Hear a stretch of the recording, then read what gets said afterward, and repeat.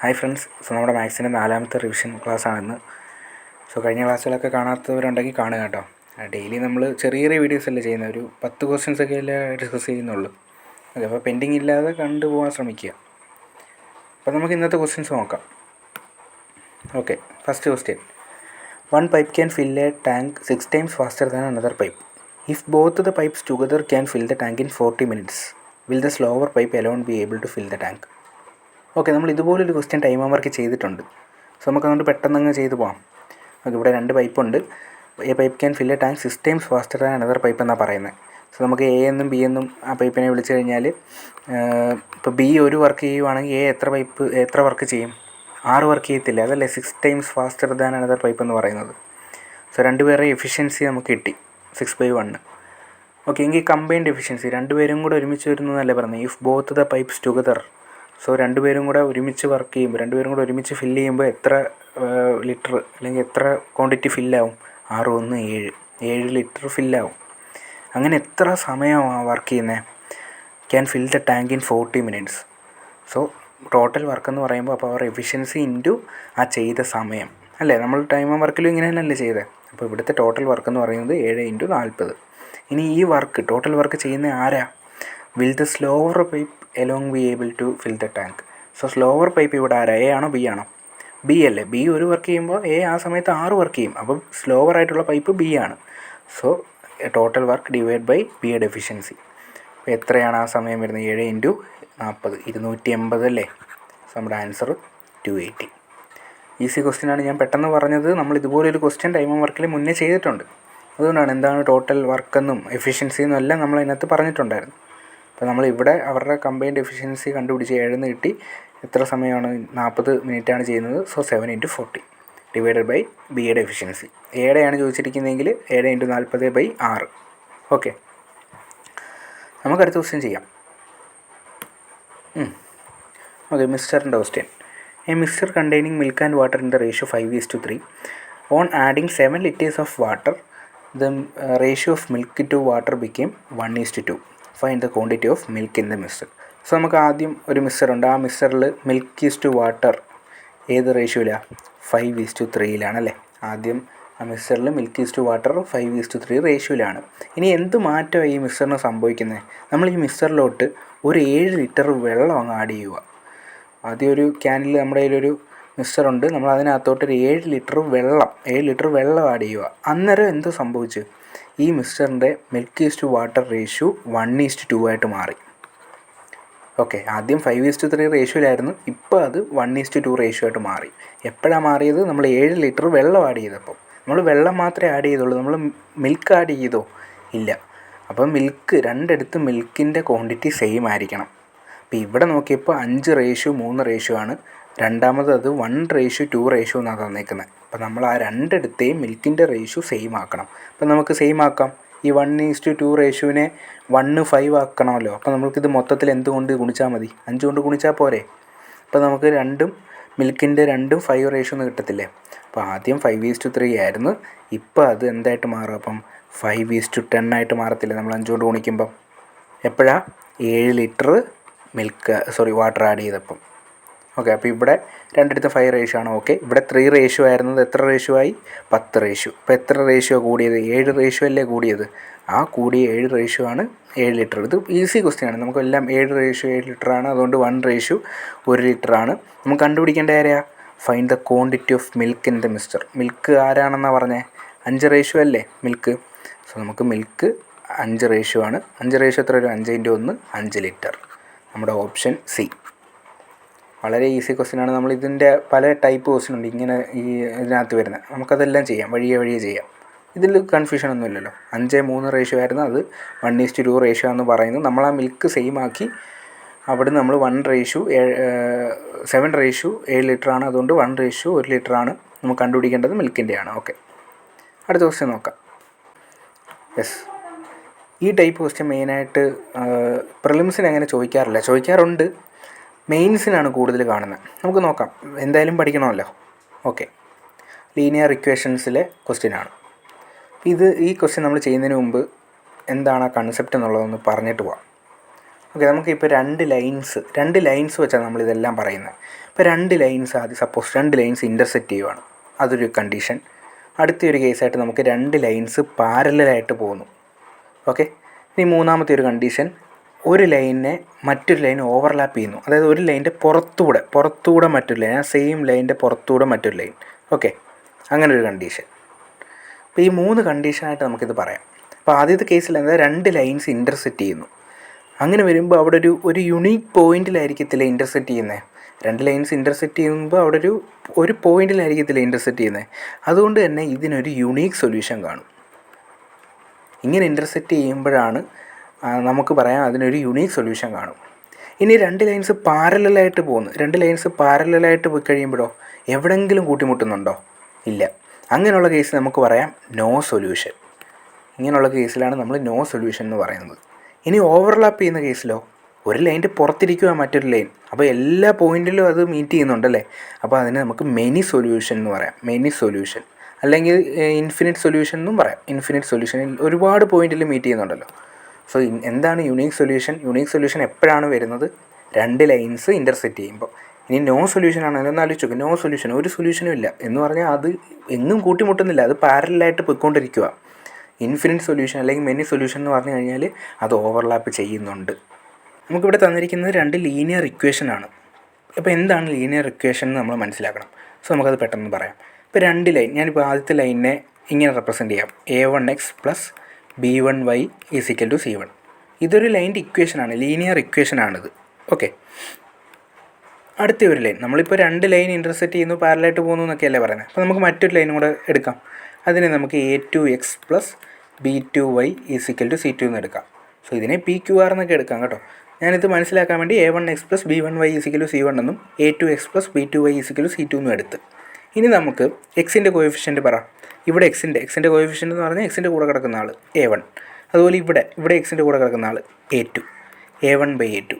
ഇവ തമ്മിലൊരു റിലേഷൻ ഉണ്ടാക്കാം നമുക്ക്, a1/a2. അതുപോലെ വൈയുടെ കോഎഫിഷ്യൻറ്റ് പറ, b1/b2 അല്ലേ, സിയുടെ കോഎഫിഷ്യൻറ്റ് അല്ലെങ്കിൽ ഇസഡിൻ്റെ c1/c2. ഓക്കെ, ഇനി ഈ മൂന്ന് കേസിലും ഇവ തമ്മിലൊരു റിലേഷൻ നമുക്കുണ്ടാക്കാം. ഇനി ഇൻ്റർസെക്റ്റ് ചെയ്യുന്ന കേസിൽ ഒരു യുണീക്ക് സൊല്യൂഷൻ ഉണ്ടെന്ന് പറഞ്ഞില്ലേ, അങ്ങനെ വരുന്ന കേസിൽ ഇവ രണ്ടും പോലും സെയിം ആവത്തില്ല. a1/a2 ≠ b1/b2. നമ്മൾ ഈ c1/c2 നോക്കണ്ട.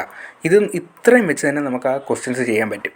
എന്താ ഞാൻ പറഞ്ഞത്, ഇൻ്റർസെക്റ്റ് ചെയ്യുന്ന കേസിൽ ഞാൻ ഇവിടെ എഴുതട്ടെ, ഇൻ്റർസെക്റ്റ് യുണീക്ക് സൊല്യൂഷൻ ആണെങ്കിൽ a1/a2 ≠ b1/b2. ഓക്കെ, ഇനി പാരലായിട്ട് പോവല്ലേ, ഒരു സൊല്യൂഷനും ഇല്ലല്ലോ. അവിടെ എന്താ സംഭവിക്കുന്നത്, a1/a2 b1/b2 സെയിം ആയിരിക്കും. അത് പാരലായിട്ട് പോവാണ്, അത് കൂട്ടിമുട്ടുന്നില്ല. അതുകൊണ്ട് തന്നെ c1/c2 സെയിം ആവത്തില്ല.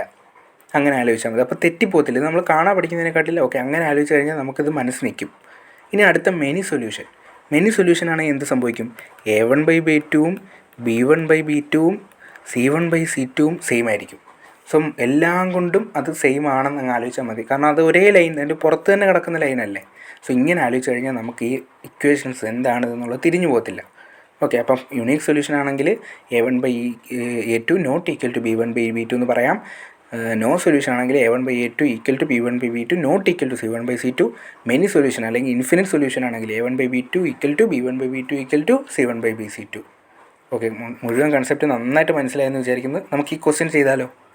ഓക്കെ, ഇവിടെ രണ്ട് ലീനിയർ ഇക്വേഷൻ തന്നിട്ടുണ്ട്. നമുക്ക് എക്സിൻ്റെ കോഎഫിഷ്യൻറ്റും വൈയുടെ കോഎഫിഷ്യൻറ്റും എഴുതാം. ഓക്കെ, ആദ്യത്തെ ലീനിയർ ഇക്വേഷനിൽ എക്സിൻ്റെ കോഎഫിഷ്യൻറ്റ് 3, എക്സിൻ്റെ കൂടെ കിടക്കുന്ന 3, രണ്ടാമത്തേനകത്ത് എക്സിൻ്റെ കൂടെ കിടക്കുന്നത് 2. ഇനി വൈയുടെ കോഎഫിഷ്യൻറ്റ് ആദ്യത്തേനകത്ത് 2, രണ്ടാമത്തേനകത്ത് വൈയുടെ കൂടെ കിടക്കുന്നത് 3 അല്ലേ, 3. നോക്കിക്കേ, 3/2 2/3 സെയിം ആണോ? അല്ല. ഇത് സെയിം ആയില്ലെങ്കിൽ ഏതാണെന്നാണ് പറഞ്ഞത്, യുണീക്ക് സൊല്യൂഷൻ. സോ നമ്മുടെ ആൻസർ ഓപ്ഷൻ ബി. മനസ്സിലായോ? ക്ലിയർ ആയെന്ന് വിചാരിക്കുന്നു. ഞാൻ ഇനി എക്സാമ്പിൾസ് വേണമെങ്കിൽ നമുക്ക് പറയാം. ഇത് ക്ലിയർ ആക്കി അങ്ങ് പോവാം. ഓക്കെ, ഞാനൊരു 2-3 എക്സാമ്പിളും കൂടെ പറയാം. Okay, x + y, okay 2x + y = 12.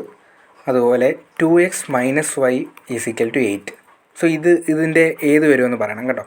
അതുപോലെ വേറൊരെണ്ണം x + y = 12, 2x + 2y = 15.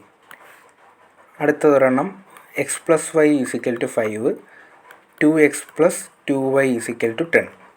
ഇത് മൂന്ന് നമുക്ക് ഏതാണ്, യൂണിക്കാണോ നോയാണോ ഇൻഫിനിറ്റ് ആണോ വരുന്നത് നമുക്ക് നോക്കാം.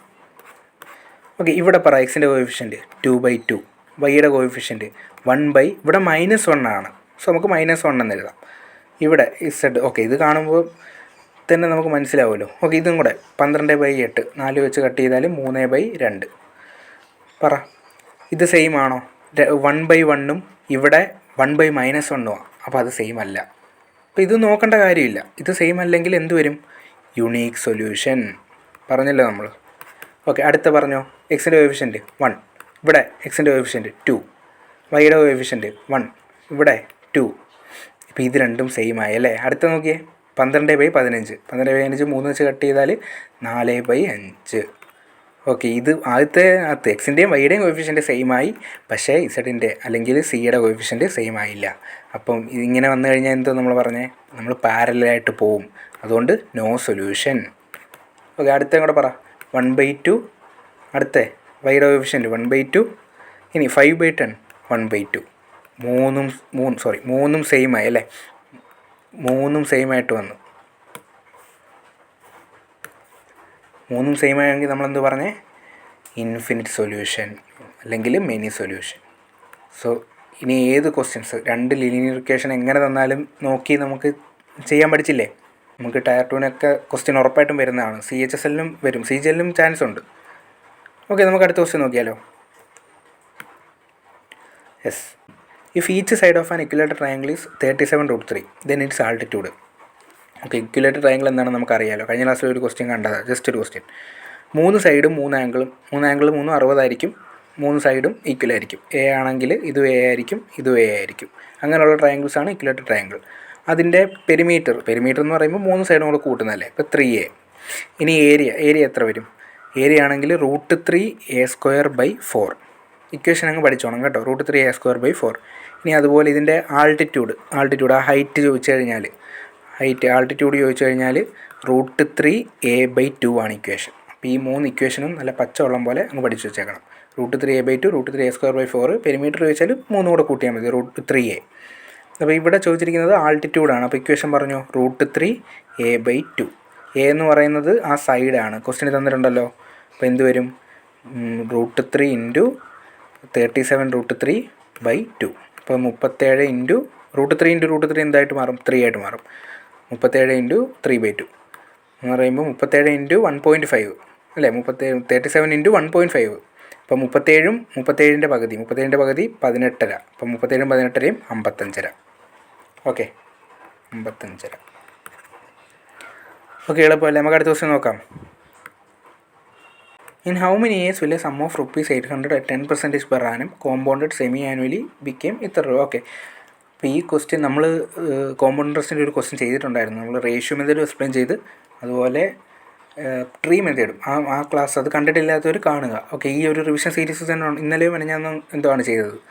5000 20% വെച്ചായിരുന്നു നമ്മൾ എക്സ്പ്ലെയിൻ ചെയ്തത്. ഓക്കെ, അപ്പോൾ ഈ ക്വസ്റ്റ്യൻ കോമ്പൗണ്ടഡ് സെമി ആനുവലാണ്, കുഴപ്പമില്ല. നമുക്കിപ്പോൾ റേഷ്യോ മെത്തേഡ് തന്നെ ചെയ്യാം. പ്രിൻസിപ്പൽ ഈസ് ടു എമൗണ്ട് 800 രൂപയായിരുന്നെങ്കിൽ അത് എത്ര രൂപയായിട്ട് മാറും? 926 രൂപ, 926.1 രൂപയായിട്ട് മാറും.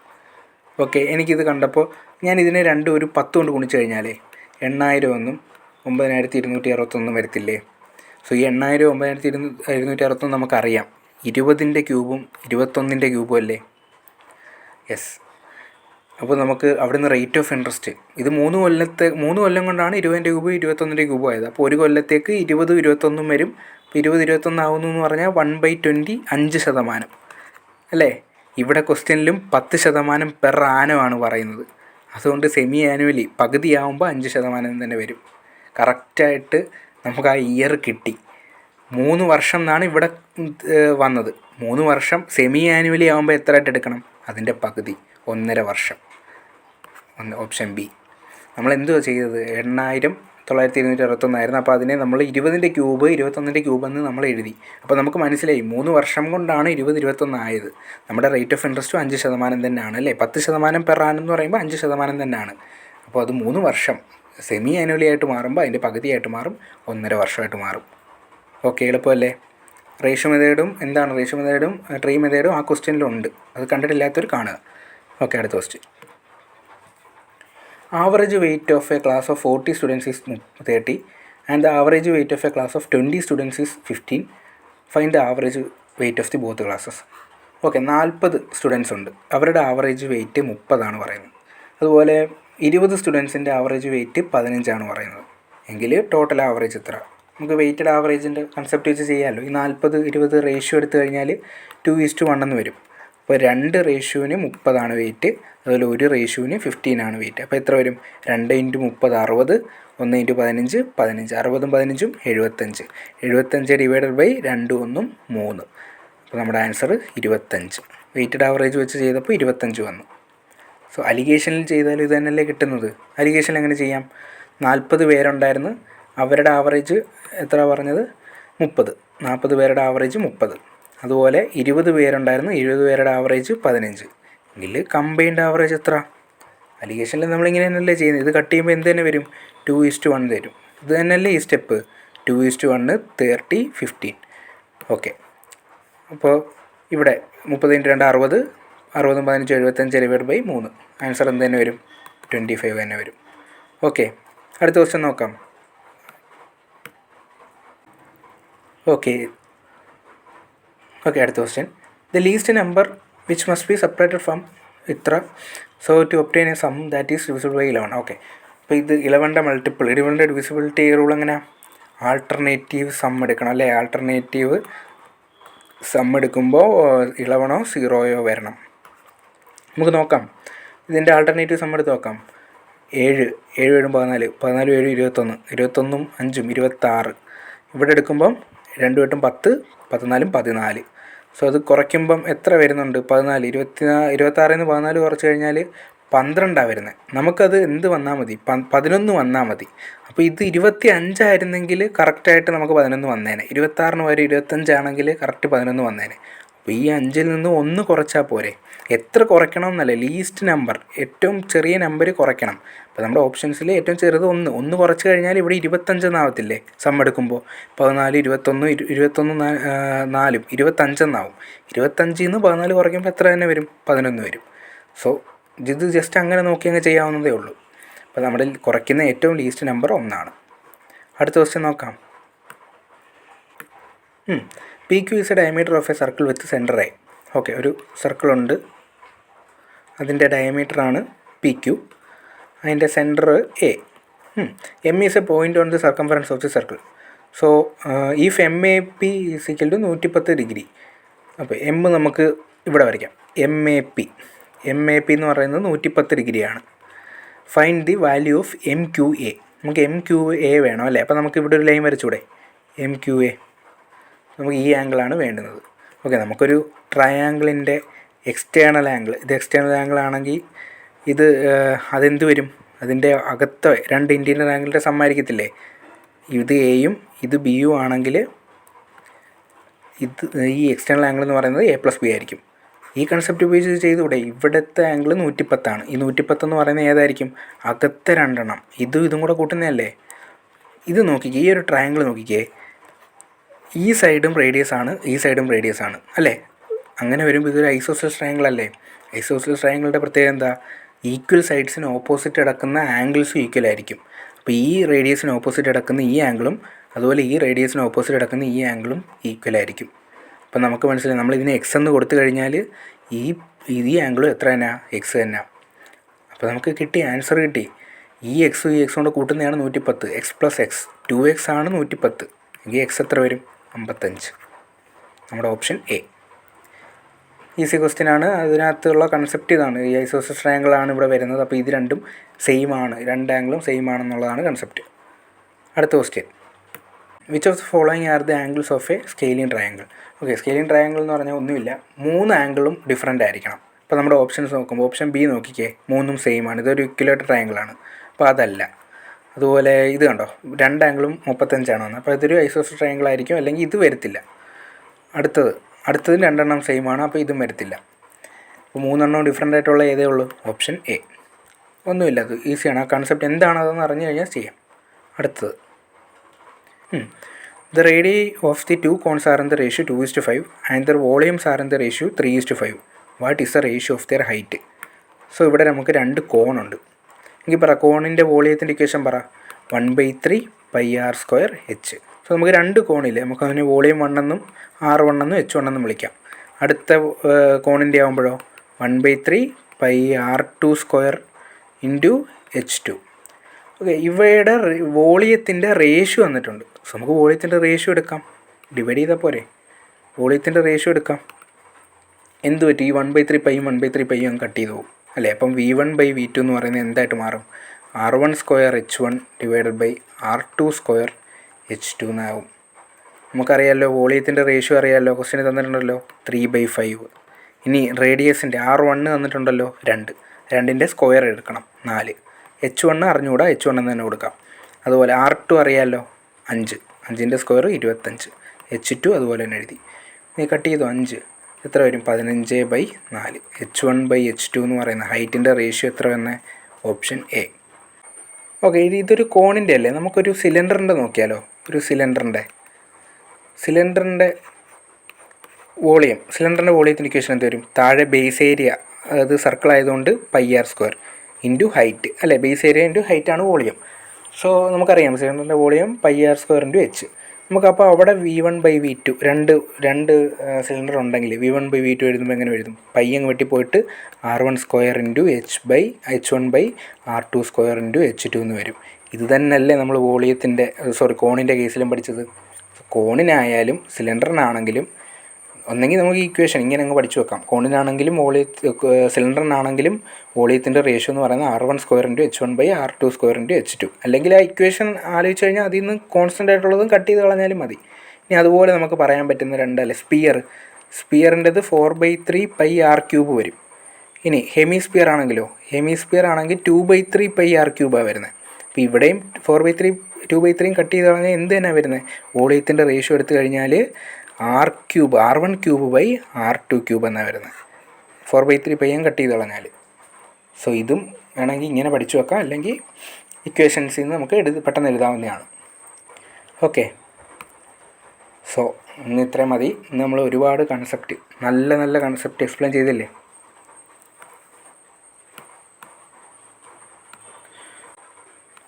ഓക്കെ, സോ ഇന്ന് ഇത്രയും മതി. നമ്മൾ ഒരുപാട് ക്വസ്റ്റ്യൻസ് ഇന്ന് കണ്ട് നല്ല രീതിയിൽ നമ്മളതിനെ എക്സ്പ്ലെയിൻ ചെയ്തിട്ടുണ്ട്. ലീനിയർ ഇക്വേഷൻസൊക്കെ നന്നായിട്ട് പഠിക്കുക. ഓക്കെ, അതിൻ്റെ ക്വസ്റ്റ്യൻസൊക്കെ ചെയ്യുമ്പോൾ നമുക്ക് സുഖമായിട്ട് ചെയ്യാൻ പറ്റും. Yes, thank you.